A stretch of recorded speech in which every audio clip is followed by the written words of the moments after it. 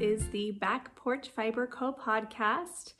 I have noticed that we've gotten a lot more viewers over the last few weeks, and so I just wanted to give a quick introduction of myself. I really don't know if I've ever fully given an introduction and kind of how I got started into this and all the things that I do with the business, just with my crafty life, etc. So I started knitting about 6 or 7 years ago. My kiddos, we've kind of always homeschooled, so I just got tired of being on my phone a lot. You know, I would, so my daughters took classes at the college while they were in high school, and so they got like this dual credit college and stuff, but they were still really young, you know, like 14, 15 years old, and we would just pick and choose which classes they would take.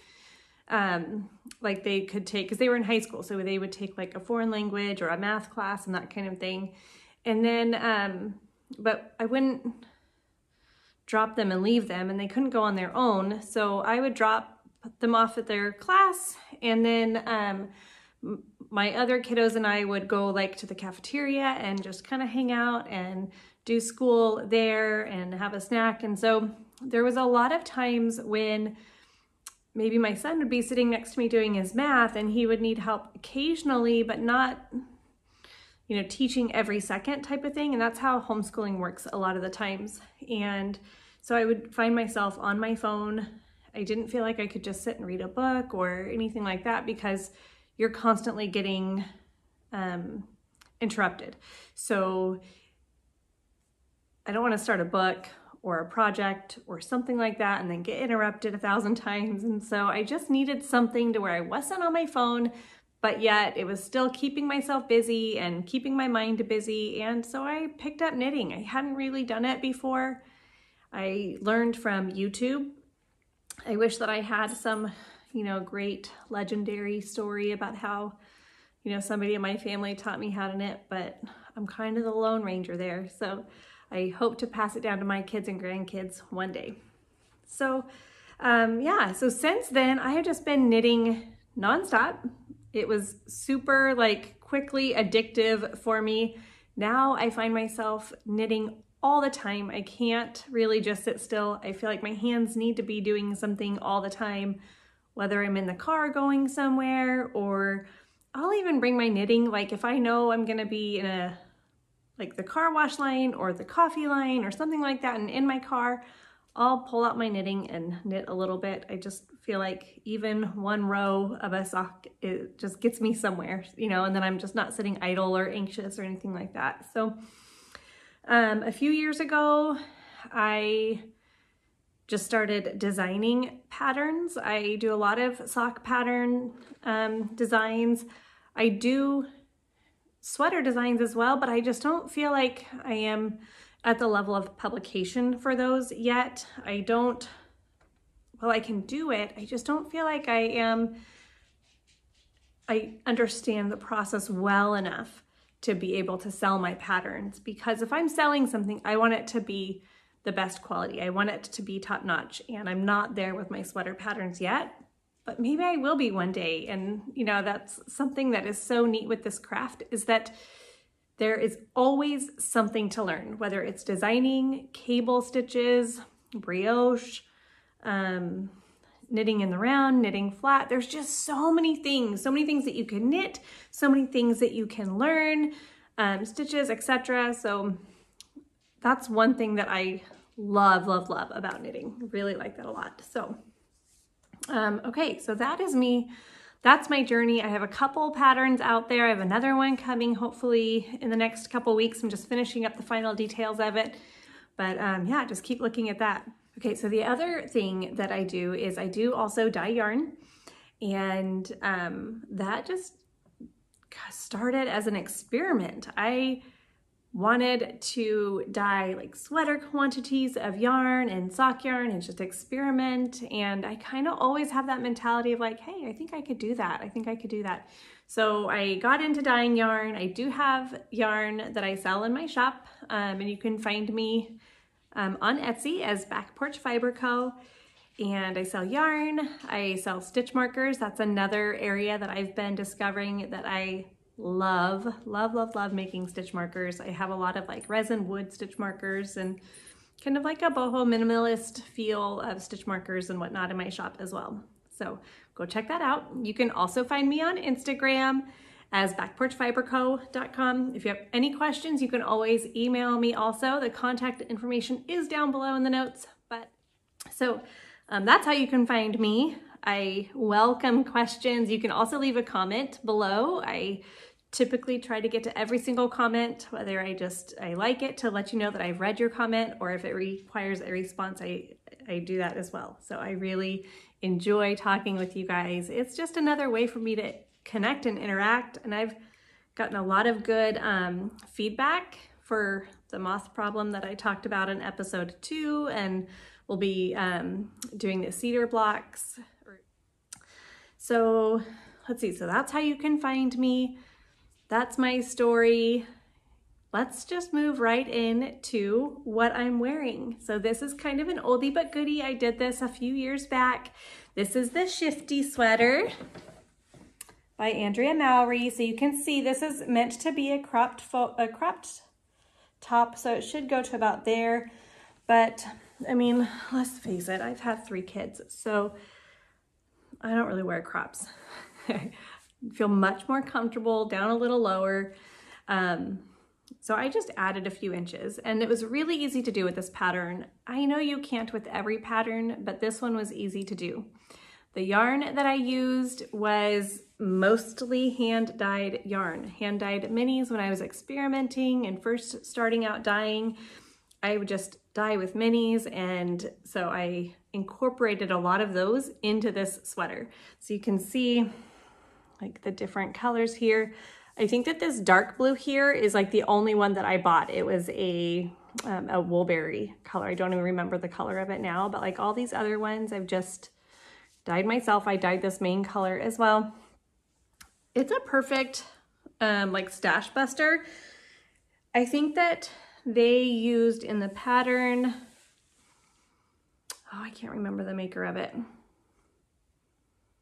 I'll put it down below because I cannot remember what they typically use for the color, but it's one that kind of shifts throughout the whole skein of yarn, and it is beautiful. But again, I just, you know, I like to use things up that I have, and I loved how these colors meshed together, so that's what I used. But you could even, like, I have repeats in the coloring and whatnot, but it doesn't have to repeat. It could be completely scrappy, like just grab yourself a plain, like a neutral color for the base, and then use up your scraps, those 20-gram minis that we all get for Advent and different things that we just can't live without, those 20-gram minis. I love them so much, so I'm right there. So that's what I'm wearing, the Shifty Sweater by Andrea Mowry.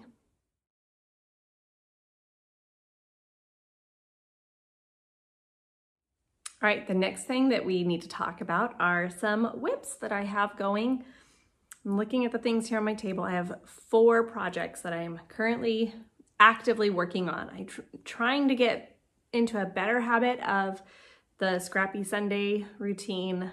I'm just failing with it. So I'm hoping to keep on doing that, but really I don't have much progress on those scrappy projects, so I'm just not even gonna show those. But stay tuned to Instagram, because if I do work on them on Sunday, I will post it there on Instagram. So, okay.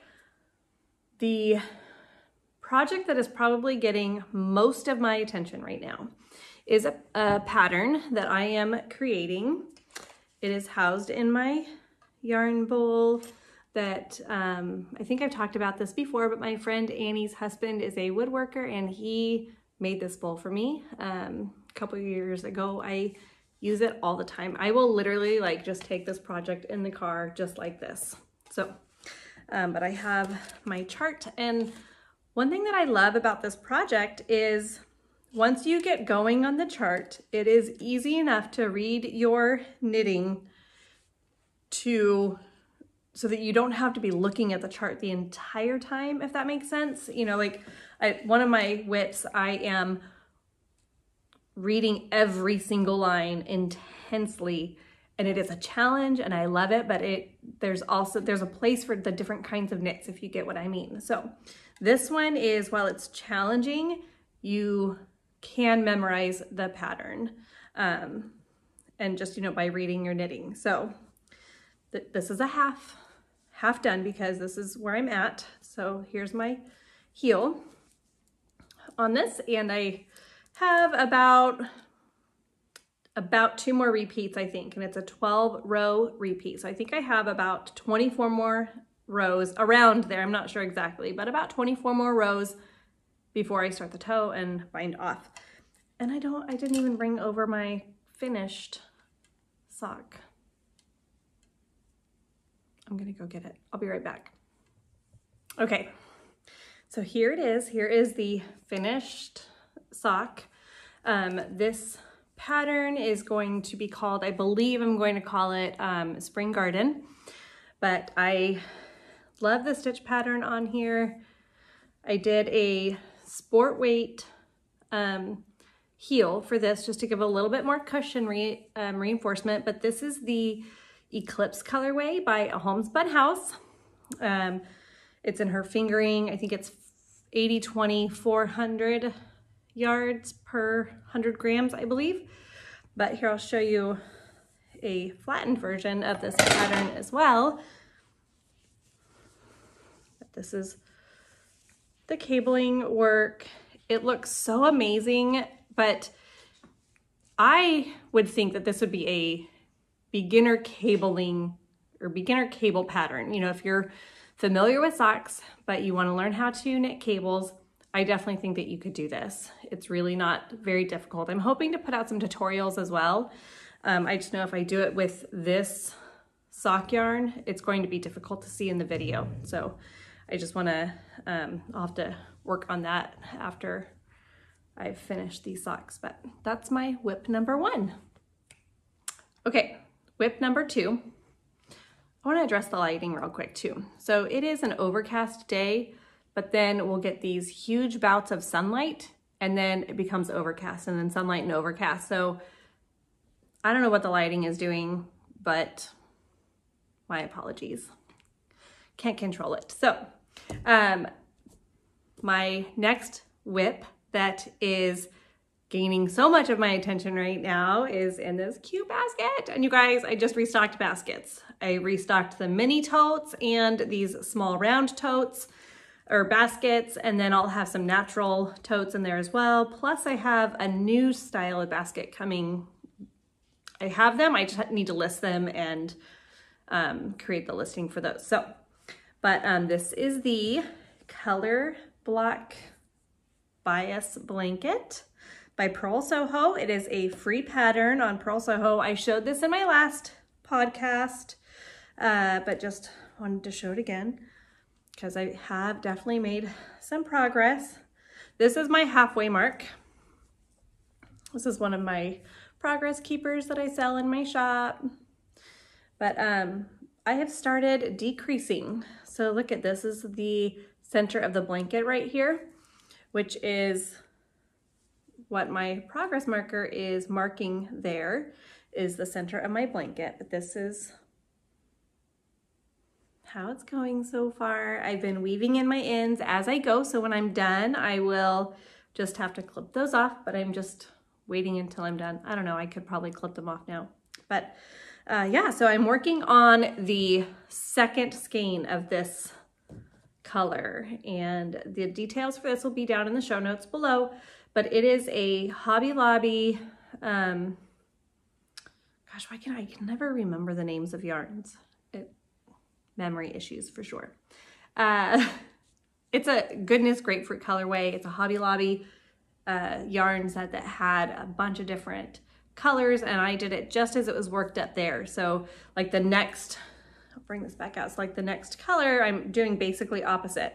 So I'm working the second half of this cream, and then it'll be this light peach and this darker peach, and then just go back down, and it will end on the other side with this mustard color. So it'll just mirror itself on the other side there. So that is whip number 2. I am working on that a lot because it's mindless. I can bring it anywhere. It's, even though it's a blanket, it's a baby blanket. And so it's very, it's really not that big. It's very easy to work on, just take in the car. It's a small basket that will just sit right at my feet and super easy and compact to bring with me. So it's another one. Okay, then in another basket. I think I've gone probably mostly baskets and less project bags lately. I just like the baskets so much and the colors just bring me so much joy. So baskets all the way. I'm a huge advocate. So this is another basket of mine. And let me tell you, when I get these baskets in, I just want to keep them all. They're all so beautiful. I just want to keep them all. So, but I can't. So these are the Ossify mitts in Plutulopi yarn. This project demands my attention. So this is where I'm at. These are mitts, and this is the very first one that I've done. This is one of those projects where I can sit down and do maybe 10 to 15 rows in one sitting before I need to move on to something else. But I love it because it is really stretching my mind to think about the pattern, and you can tell when you're doing something wrong because it doesn't quite fit the pattern. But it's not one I think I'll be able to memorize like my sock pattern. I could memorize it, but it is so beautiful. It is worth the work. And again, like, it's nice to have those stockinette or garter stitch projects that you don't have to think about, but it really does just lift my, what am I trying to say? Like it just makes my brain have to work a little bit harder, and that feels good, if that makes sense. So I love this. I'm almost ready to put the thumb in, which I've never knit mitts before. Super excited about this. And they are, I feel like they're big, but maybe they're supposed to be kind of big. So I feel like, I mean, they do fit well. I don't know. I love them. They are so beautiful, so fun to work with, but it definitely demands my attention, which is fabulous. Absolutely fabulous. So Ossify mitts. And I'll put all the show notes, but I found that on the Twig and Horn website. Okay, this new project is, so the mitts were new from last time. I want to say that even the socks, the spring garden socks, were new from last time. And this sweater is the painting sweater.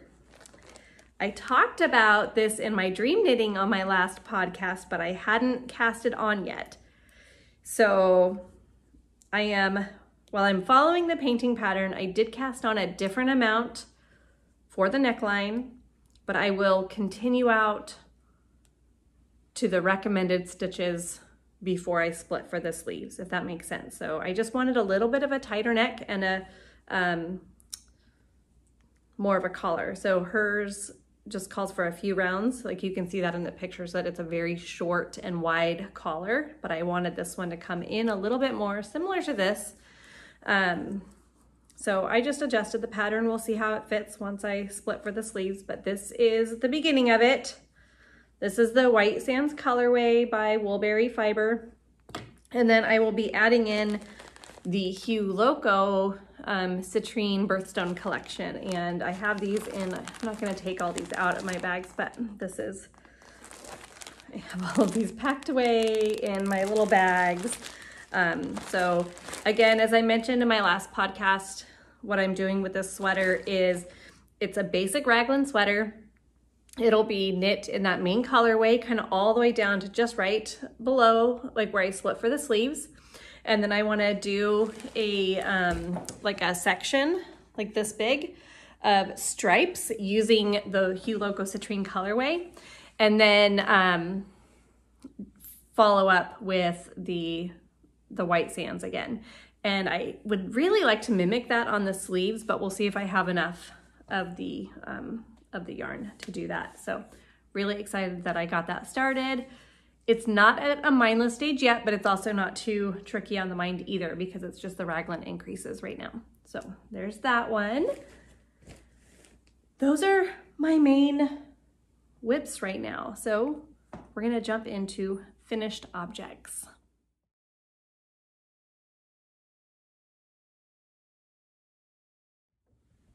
All right, finished object. So I just have two finished, well, one's a finished object and then one is a finished repair that I talked about last time. So my finished object, I just had a sleeve. I was on Sleeve Island with that one. It is the Woodford's Cardigan by Elizabeth Doherty, but it is done. It is done, you guys. I'm gonna say done, but not blocked. I still need to block it. Honestly, like I finished it and moved right on to the next one and I kind of forgot to block it, but I love this like little skirt portion of it. Oh, it's a fully textured sweater. It was so fun to work with. This is a one-of-a-kind colorway that I dyed on a Merino hemp yarn. So I'm super excited to try that out, see how it feels next to skin. I think I might need to wear like a long sleeve shirt with it. I'm not sure, but I love this cardigan, you guys. It is so flattering on. I just love it. It's beautiful. It's beautiful. So that is finished object number one. The second thing that I finished is, I talked last time about having a snag or a moth or something in my blanket, and I fixed it. So I put my little stitch marker. This is another new little stitch marker that's going to be coming to the shop. Just a very minimalistic, extremely lightweight. So this kind of stitch marker is perfect for those lightweight items in fingering weight yarn, your cozy memory blanket, that kind of thing. But there's a better picture of it. But those will be coming to the shop very soon. But I fixed it, you guys. I fixed, like, I mean, you really can't tell. I think it was somewhere like right in here.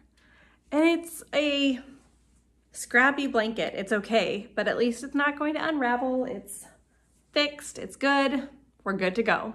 So really excited that I got that done. Yeah, and then all the other projects that I had that I needed to weave in ends, I got those all taken care of. So it was really beneficial to have this basket next to the couch of all the things that I just needed to finish up, because it's just like, it kind of pokes at you, right? It's like, hey, you could be wearing these socks if you just weave in the ends. And it's so silly to have all these projects that have these little tiny things that you have to do that'll take you less than 10 minutes, but it's holding you up from actually using your project that you've worked all this, you know, put all this work and effort into. So I totally recommend that if you have projects that are just waiting to be finished, put them in a basket, stick them next to the couch, and just pick them up here and there throughout your week. So those are my finished objects. Super easy and simple.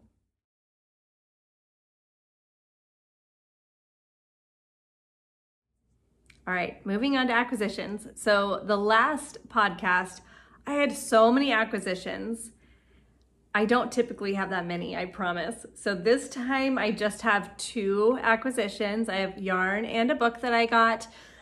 Wool and Honey was having a very generous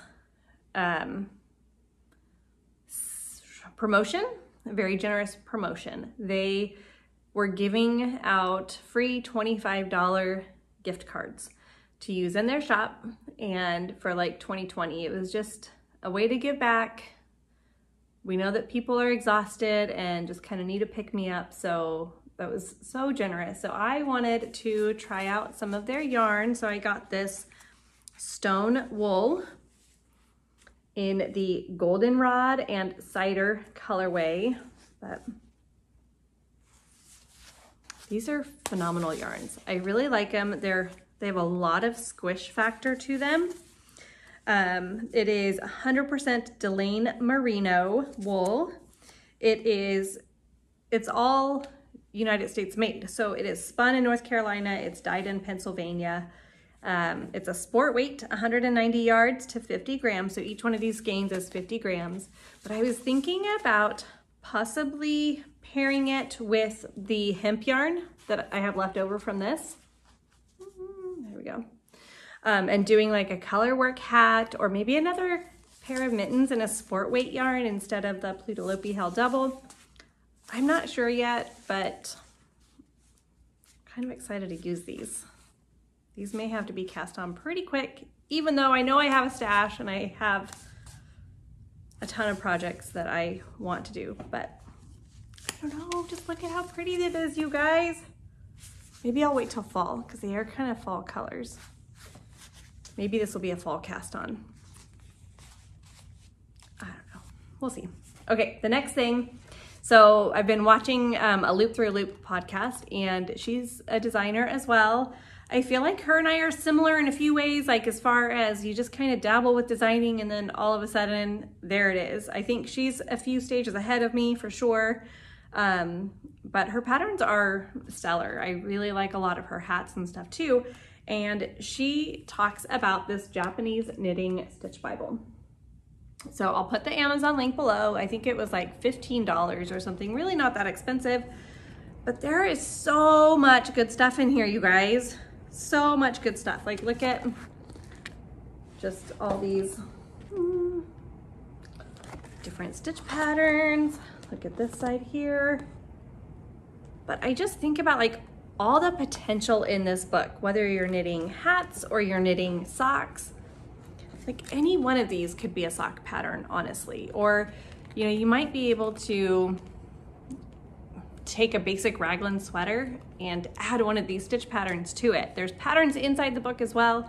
I have not gotten to dive deep into this book, but I'm hoping to do so very soon. We're going to, a friend of mine and myself, we're going to Tahoe for a couple days this coming weekend. And so this is one of the books that I'm gonna bring so that I can dive into it. It's just a relax and knit and chat and catch up kind of weekend. So really excited about that purchase. And again, the link is down below. I'm not getting any sort of payment or anything like that to do the book. It's just completely just for your knowledge so that you know where I got the book. That's it. So another resource that I want to talk to you guys about is your local library. I check out books from my local library, some knitting books. My library has a ton of knitting books, but if I really, really like a book, I'll go ahead and purchase it. But you know, it's just really neat to see different ideas. Sometimes you just will look through the pictures to get inspired to do something, but a couple that I've really, really been enjoying. Like, look at how beautiful this book is. Love it. So Seasonal Slow Knitting is what it's called, but there's a ton of different patterns in here. The link is below if you want to buy it on Amazon. But it talks about like washing your knitwear. It gives a pattern for a notions pouch or a candle making here as well.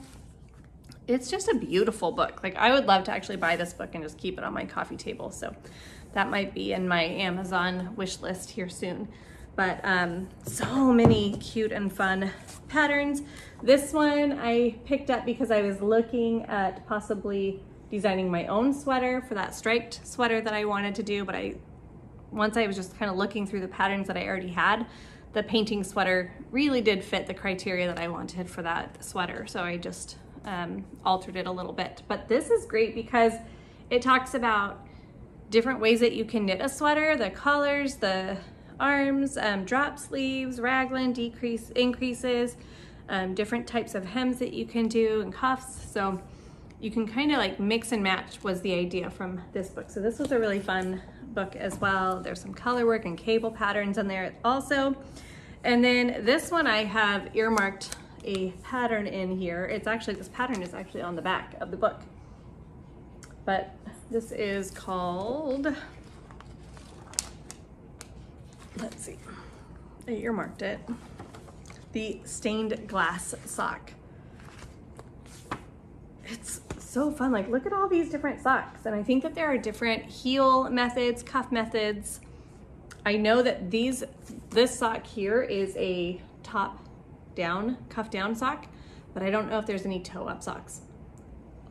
I'm super interested to find out. But this, I just picked up this one today and I cannot wait to cast on that pair of shorty socks. And you can tell, like, I was looking kind of intently at this, and you can tell like right here on the bottom of her sock that she's been catching floats and holding that color work. And that's like where my mind goes. I can look at a picture and really kind of try to dissect the pattern, and I love that.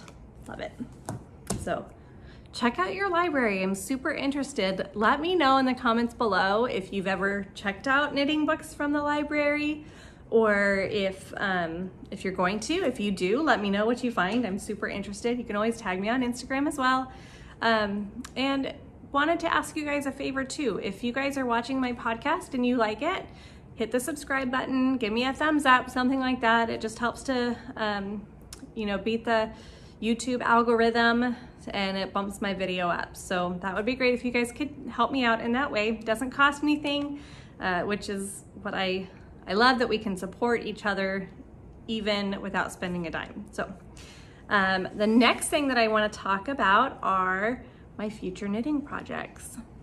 One of the things that I mentioned the last time was the half and half triangle wrap, and that I will be starting in March with my friend Annie when she comes to visit in March. Her and I are gonna start that together, so that will be jumping on my needles here in just a couple weeks. Really excited. I'm more excited that I get to see her and her kids, and that she's coming, and I think we're gonna try to do a podcast together as well. So that'll be a fun treat for us. It'll be a fun treat for you guys, because I know that she mentions me a lot in her podcast, and I mention her a lot in my podcast. So you guys will get to see us together here very soon. I could not be more excited.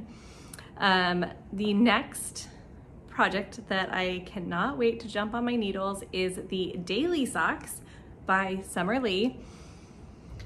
I love Summer Lee. If you guys have ever just looked at her Instagram page, when I'm scrolling through Instagram, I will come across a photo and I instantly know that's Summer Lee Designs right there. She's very, very distinct, and she does very bright colors, fun patterns, color work, that kind of thing. She does a lot of socks. So I'll pop a picture up of these socks, but it seems like it's a very neutral, easy to follow pattern. I bought the pattern, but I haven't started yet. So I'm gonna make them for my son. I'm going to use this Hue Loco Eclipse colorway. I had it in my stash, and I did show this last time as an acquisition because I bought it from my friend Annie. So it is new to me, but it has been in stash for a while. And then up at the top of the socks, you can see there's like this little band of contrast color. And so I think I might do this color here, which is a Ruby and Roses sock yarn in her Persian colorway. It came to me via a scrap for my blanket, but I haven't put it in my blanket yet. And so I think I'm just gonna use it as the tops of this. You know, that's another thing that I really, really appreciate about the Summer Lee Designs, is that you can use up your scraps. Like, her patterns are so fun to use up scraps with. So highly recommend that. I have done one of her patterns before, although it's not finished. It's still in the whip pile, but I haven't shared it here because it's dormant. It's hibernating right now. But so these socks, and I love this sock yarn for my son, but his feet are just growing so fast. So I'll ask him like, hey, do you need any more socks? And he'll say no. And then the next week he'll be wearing a pair, and I look at them and I'm like, dude, you do need another pair of socks. The heel is in the middle of the foot. What are you talking about? So I don't know, maybe he just thinks that he doesn't want to waste them or something, but he wears them a ton. He definitely gets his money's worth, or my money's worth, and my time's worth out of that. So those there. I'm still dreaming of the Jennifer Steingass sweater, the Colorwork sweater, and the Drops Sky yarn. I'm still thinking about that in my dreams of knitting. But right now I'm kind of wanting to cast on a bunch of socks, and I don't know if it's because it's the ease of it or what, I'm not sure, but looking forward to that as well. All right, the last thing that I want to share with you guys are some podcasts that I've really been enjoying. First is Judy's podcast from the Autumn Acorn. I really just appreciate the patterns that she shares.